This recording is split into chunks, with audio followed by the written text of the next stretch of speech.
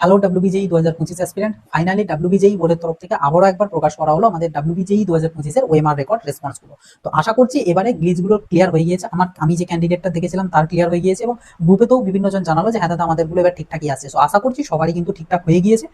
তাই প্রত্যেককে একবার বলবো অবশ্যই কিন্তু তোমরা তোমাদের যে ওএমআরটা সেটার সাথে রেসপন্সটাকে একবার চেক করে নিও। তার কারণ হচ্ছে রেসপন্সে যেটা থাকবে সেটাই হচ্ছে তোমার ফাইনাল, ওএমআরে যেটা থাকবে সেটা ফাইনাল নয় এবং রেসপন্সের ভিত্তিতেই কিন্তু তোমার র্যাঙ্কার বা মার্কস কিন্তু তোমার আসবে। তাই অবশ্যই প্রত্যেকটা each and every question OMR শিটের সাথে তোমার রেকর্ড রেসপন্সটা একবার মিলিয়ে নেবে। যদি দেখো হ্যাঁ ঠিকঠাক আছে দেন ওয়েল অ্যান্ড গুড। এবার ক্যালকুলেশন করে নেবে মার্কসটা কত কি আসছে ফাইনাল আমাদের মডেল অ্যান্সার কির সাথে। মডেল অ্যান্সার কিটা আমি এই ভিডিও কমেন্ট বক্সে আমি পিন করে দেবো, ওখান থেকে তোমরা পেয়ে যাবে বা বোর্ডের ওয়েবসাইটেও পেয়ে যাবে।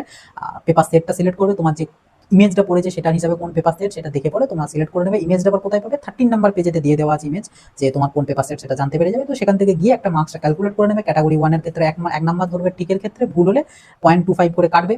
এবার ক্যাটাগরি 2 এর ক্ষেত্রে যদি ঠিক হয় সেক্ষেত্রে +2 করে ধরবে এবং যদি ভুল হয় সেক্ষেত্রে 0.5 করে তোমরা মাইনাস করবে। আর ক্যাটাগরি 3 এর ক্ষেত্রে হচ্ছে গিয়ে মার্কসের যে ক্যালকুলেশন সেটা হচ্ছে 2 ইন্টু তুমি যতগুলো ঠিক দাগিয়েছো সেটা ডিভাইড বাই অ্যাকচুয়ালি যতগুলো ঠিক হওয়ার কথা সেটা। তবে হ্যাঁ এখানে একটা জিনিস, সেটা হচ্ছে যদি তুমি একটাও অপশন ভুল দাগিয়ে দাও তাহলে কিন্তু আর কোনো নাম্বার পাবে না, কারণ নো নেগেটিভ মার্কিং সেকশন, তো কোনো নাম্বার পাবে না। বাট যদি ঠিক দাগাও, এবার যতগুলো ঠিক দাগালে সেটার বেসিসে তুমি আর কি একটা মার্কস পাবে। ফর এক্সাম্পল একটা ক্যান্ডিডেট যদি একটা কোশ্চেনের এ অপশনটা দাগায়, এবার যদি অরিজিনালি অ্যান্সারটা হওয়ার উচিত ছিল এ, বি এবং ডি, সো ক্যান্ডিডেট এখানে মার্কস পাবে, কারণ সে এটা দাগিয়েছে। মার্কস কিভাবে পাবে 2 ইন্টু 1/3, কারণ একটা সে সঠিক দাগিয়েছে আর অ্যাকচুয়ালি তিনটে সঠিক হওয়ার কথা, ওই জন্য 1/3, তার সাথে 2 ইন্টু করতে হবে। এবার যদি এখানে ক্যান্ডিডেটটা হয়তো এ আর বি দাগিয়েছে আর অ্যাকচুয়ালি সঠিক হওয়ার কথা এ বি সি, তো এখানেও ক্যান্ডিডেটটা মার্কস পাবে কত পাবে 2 ইন্টু 2/3।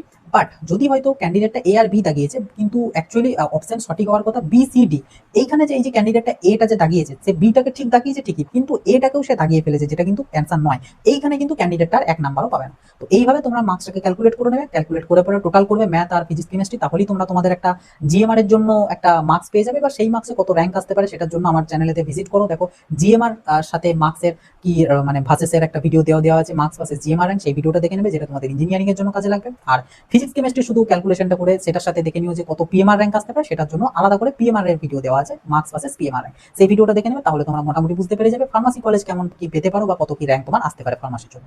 তো একবার যাও বোর্ডের ওয়েবসাইটে গিয়ে সমস্ত ডিটেলসটাকে চেক করো, ওয়েমারটা দেখো, রেকর্ড রেসপন্সটা অবশ্যই দেখো। এবার যদি এখনো কিছু ভুল থেকে থাকে তাহলে বলবো একদিন ওয়েট করো, তাও যদি ভুলটা থেকে থাকে তখন কিন্তু তোমাকে ওটা ক্লেম করতে হবে। যদি তুমি চাও 500 টাকা করে পার কোয়েশ্চেনের ক্লেম কিন্তু করতে হবে।